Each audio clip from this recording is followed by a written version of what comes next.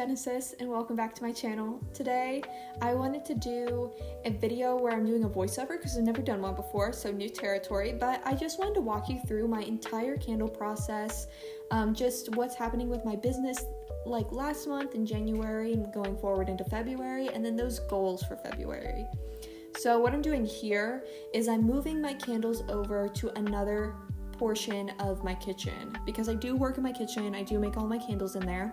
I'm just moving it to another counter because candles tend to like collect heat off of other things around it. So if you pour all of these candles and they're super close together, right, then the jar adhesion can be really weird, or you can get a lot more sinkholes than you would, or you just get sinkholes in general. And so I try to space them out. I've also heard about having like some type of like wire rack where you lift them up off of the surface that you're putting them on. As you can see here, I just moved it over so you can see like I'm putting the smaller candle vessels over on the other side. But you can like physically lift the candle vessels off of the counter to try to get them to essentially just like quote unquote dry better.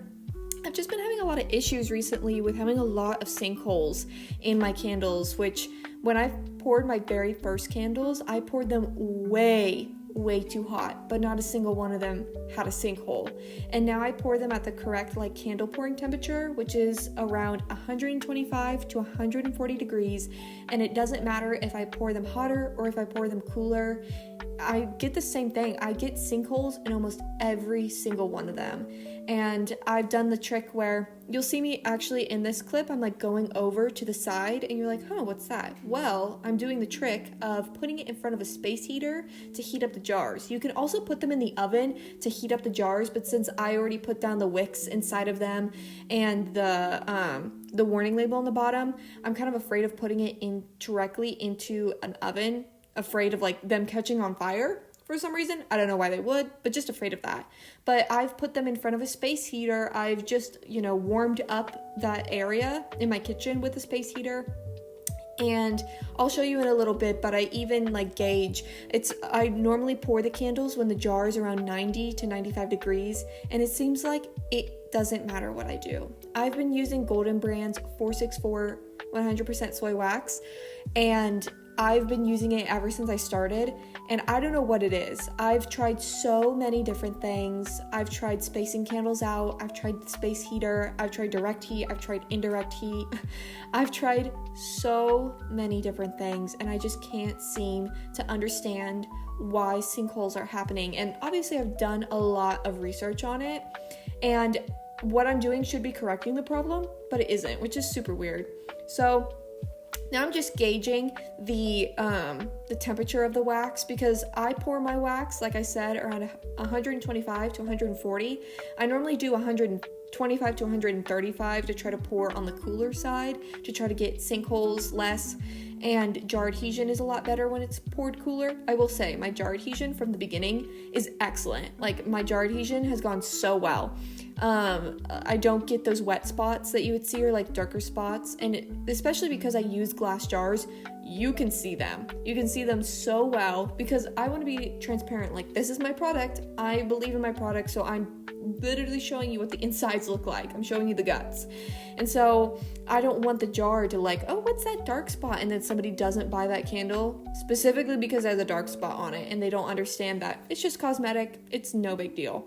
Especially when it's at like a store like Homespun Vibes in Wabash, where it's just sitting there and I'm not there to explain that.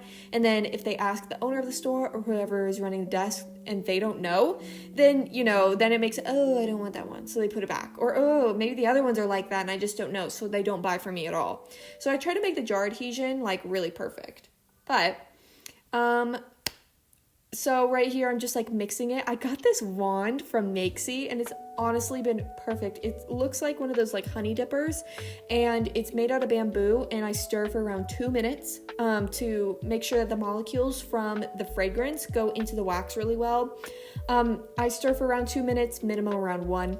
It's just good to give it a little bit of stir because you can really see like when you put the fragrance in with the wax, it's like floating through there. It's not like oil and water. It's a little bit more like a lava lamp almost, and you can like see the separation, but then when you mix it up and agitate it for that period of time, then it becomes one cohesive liquid. So That's why you have to stir. And I've learned that because it's like, oh, this doesn't smell as strong, or oh, this like, ends up looking a little weird when I pour it and it solidifies in the wax. Like sometimes I feel like I can see a little bit of the swirling, but maybe that's just me. So yeah, I just wanted to talk about last month, January, I finally felt like I had a business. And I know that sounds really weird, but before, when I was doing crochet, just a little side pause, here's me doing the temperature gauge on the jar, and it's 90 degrees. But when I was doing crochet as my business, I never got any sales. Like, I kid you not, I won't say never. I did get sales, but it wasn't like the sales that I got last month. And granted, I didn't get like a ton, but for me, I got a ton, okay? And I was really excited. It felt like, I was like, oh my gosh, I have a business. And it makes me money, and it feels like a business that can grow, and it's something that people want, and then I can make products easily that people want when they request them. Because I sold a custom crocheted tote bag, okay? And when I sold that, the woman who bought it from me asked me if I could do some things custom for it. Like I just said, it was custom. So I was like, yeah, of course, I can do that. She sent me a picture of a completely different bag design. It was granny squares, and if you know anything about crochet, it was granny squares put together. So it's little square pieces, all individually crocheted and then sewn together. But what I was doing big panels of pieces and then sewing them together. So it was going to take more time. I was going to have to learn a granny square pattern because at the time I didn't know one. And if she wanted one with a flower in the middle, like she had sent me, then now I have to purchase more yarn, and more materials, and then spend time learning the pattern, and then spend time also learning how to, at the time, because I didn't know granny squares, how to sew them all together. I was going to have to learn so much. But with candle making, someone can be like, oh, I really wish that you had this scent, or I really wish that you had this scent, or maybe if this scent smelled like this, then I would buy it. And you hear that feedback over and over again, then you can go and you can do your research. You can buy from companies that have that specific scent. Let's just say a honey scent. Someone really wants honey. You can go and buy multiple different oils from multiple different companies, test them, see which one you like best, and there you go. It does, the process, it takes time to do the whole testing process, but once you finally have the product down, you can then make candles and it's no big deal. Like I can take an afternoon and I can make one scent of candles, but I know as I get more into the candle making that it'll get faster and my process will be more streamlined, which that's my main goal, is like to streamline my process. But the more and more I do it, the faster and faster I get. With crochet, there's like a point. It's like, okay, this is as fast as I can do something. Same thing with sewing for me. It's like, okay, I can only go so fast before I start making way too many mistakes. So with sewing, I'm focusing on sewing smaller items so that it takes me less time, because I've learned that I'm a very I haven't just learned this, I've always known this, but I'm a very detail-oriented person, especially when it comes to sewing. So I want to go over my February goals. Oh, before I do that, January, I made 3 online sales selling 6 items, and then at Homespun Vibes, I made 5 sales, and and then this month too, I had my very first wholesale order. So it's of a friend of the family. She requested some custom candles, like, oh, if you could make, a scent like this, and put it together in a candle, I would totally buy from you so that I can give it to people as gifts, blah, blah, blah. And I was like, great. So that was my first wholesale order. So that was really exciting to do. And I loved the scent so much. I loved it so much that, sneak peek, it's going into my product line, because every single time I stepped into the room as I was making these candles and I forgot about it, I'd be like, oh, it smells so good. And then I made an extra 6-ounce one, because these candles were 2.5 ounce. I made a big 6-ounce one for her and for me. And when I walked into the room when she was burning the candle, it was like, oh, that smells so good. What is that? And then I was like, oh, it's a candle that I made. So that was really good. When that happens to me, I'm like, okay, that definitely needs to be in my product line.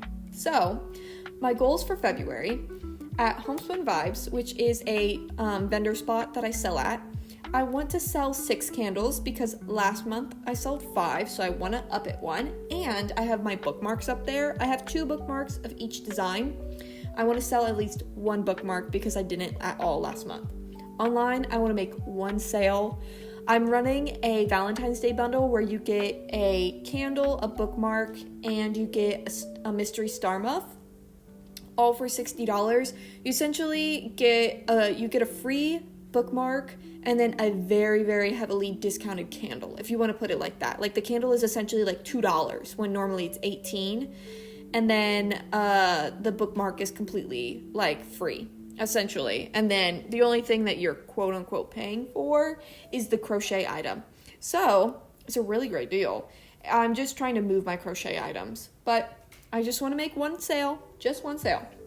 And then for Shipshawana in March, I'm going to Shipshawana on the Road, Valparaiso. For that show, I want to finish all my products that I'm going to take to that show by the end of February. I want to buy a 6-foot table, and I want to do my mock setup table display at least 3 times, so I have it down pat, packing up, putting it up. And then for markets, just in general, I want to sign up for 1 more market this month, in a month specifically that I'm not already signed up for in a market. So I was just showing you here in these last clips just the wax solidifying and how it looks in its different stages.